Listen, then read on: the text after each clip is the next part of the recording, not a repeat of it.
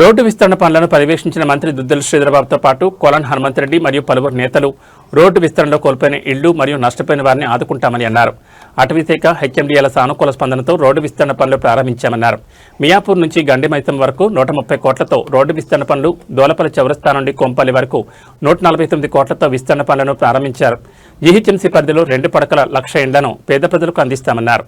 విద్యుత్, నీరు, అన్ని రకాల సదుపాయాలు అందుబాటులోకి తెస్తామని అన్నారు. రోడ్లు పనులు వేగవంతంగా ముందుకు తీసుకెళ్లే కార్యక్రమంతో పాటు ఈ రోడ్డు వెడల్పు కార్యక్రమంలో నిజంగానే భాగస్వాములై కొంతమంది ఇల్లు కోల్పోతా ఉన్నారు, భూములు కోల్పోతా ఉన్నారు, జీవనాధారం చేసుకునే మిత్రులు కూడా ఉన్నారు. వారందరితో కూడా మేము సమీక్ష చేయటం జరిగింది. అధికారులు కూడా రావడం జరిగింది. ప్రధానంగా రోడ్డు వైడనింగ్ కార్యక్రమం మియాపూర్ నుండి గండిపైసమ వరకు కూడా దాదాపు 139 కోట్ల రూపాయలతో రోడ్డు పనులు జరుగుతూ ఉన్నాయి. అదేవిధంగా బహదూర్పల్లి నుంచి కోంపల్లి వరకు 143 కోట్ల రూపాయలతో పనులు జరుగుతూ ఉన్నాయి. జరుగుతూ ఉన్న సందర్భంలో జనాభా పెరుగుతూ ఉంది, ట్రాఫిక్ పెరుగుతూ ఉంది.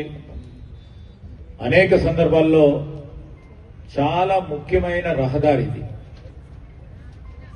ఇటు నిజామాబాదు, అటు కరీంనగర్, అదేవిధంగా పట్టణానికి పోయే కుతుబులాపూర్కు సంబంధించిన ఈ ప్రాంత వాసులకు సంబంధించిన ప్రధానమైన రహదారి. ఈరోజు దాదాపు 7 నియోజకవర్గాలకు సంబంధించిన జనం ఉపయోగించుకునే రోడ్డు ఇది. మేము రాగానే చెప్పినాం, ఎక్కడైతే అటవీ శాఖకు సంబంధించిన క్లియరెన్సెస్ పరంగా ఇబ్బంది ఉందో వెంటనే దాన్ని ఒక సంవత్సరం క్రితం ఇక్కడున్న మా హనుమంతరెడ్డి గారు, శ్రీశైలం గౌడ్ గారు, భూపతి రెడ్డి గారు, అదేవిధంగా మా సోదరులు మైనపల్లి హనుమంతరావు గారితో పాటు ఈ రోడ్డుకు సంబంధించిన ఇబ్బందులను సమీక్ష చేసుకుని వెంటనే అలాంటి సందర్భంలో వారికి ఏ విధంగా న్యాయం చేయాలి, వారికి పూర్తి స్థాయిలో న్యాయం చేయాలని మా సోదరులందరూ కూడా కోరుతా ఉన్నారు.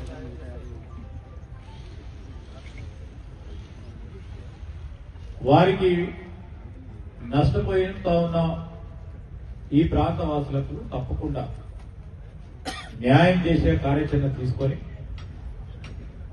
ముందుకు తీసుకెళ్లే కార్యక్రమం తీసుకుంటామని నేను ప్రత్యేకంగా మనవి చేస్తా ఉన్నాను. మనము చూస్తా ఉన్నాం, ప్రత్యేకంగా కూడా మొట్టమొదటిసారి తెలంగాణ రాష్ట్రం ఏర్పడిన తర్వాత గత బడ్జెట్ లో 10,000 కోట్ల రూపాయలు గ్రేటర్ హైదరాబాదు నగర అభివృద్ధికి మొట్టమొదటిసారి అంత పెద్ద ఎత్తున బడ్జెట్ లో నిధులు కేటాయింపు చేశాం.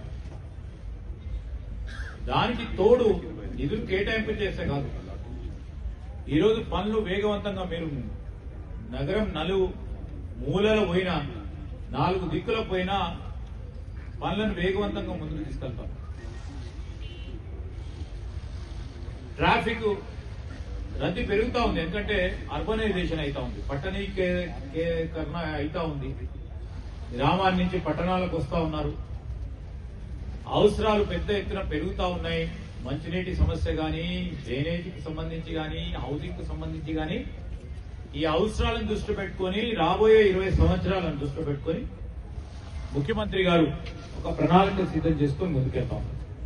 మా ప్రభుత్వం ఖచ్చితంగా కూడా ఈ భాగ్యనగరం, ఈ మహానగరం ప్రపంచ దేశాల్లోనే ఒక మహానగరంగా ఏర్పాటు చేయాలంటే, మహానగరం అంటే సామాన్య ప్రజానికానికి కావాల్సిన పెండింగ్ లో ఉన్న అటవీ శాఖ క్లియరెన్సెస్ కు సంబంధించి క్లియరెన్స్ తీసుకురావడంతో పాటు వేగవంతంగా రోడ్డు వెడల్పు కార్యక్రమాలు జరుగుతూ ఉన్నాయి.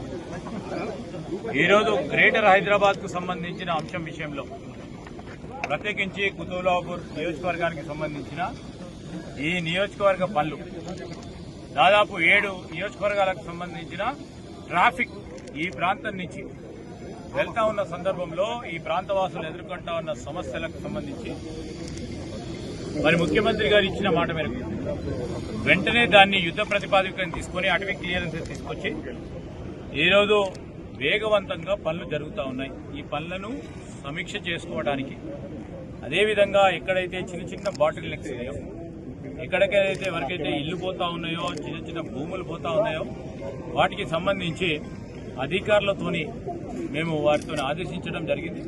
వెంటనే వారితో కూర్చొని సంప్రదింపులు చేసుకొని వారి కంపెన్సేషన్ విషయంలో న్యాయం చేసే విధంగా ప్రభుత్వాన్ని చర్యలు తీసుకుంటాం. Thank you.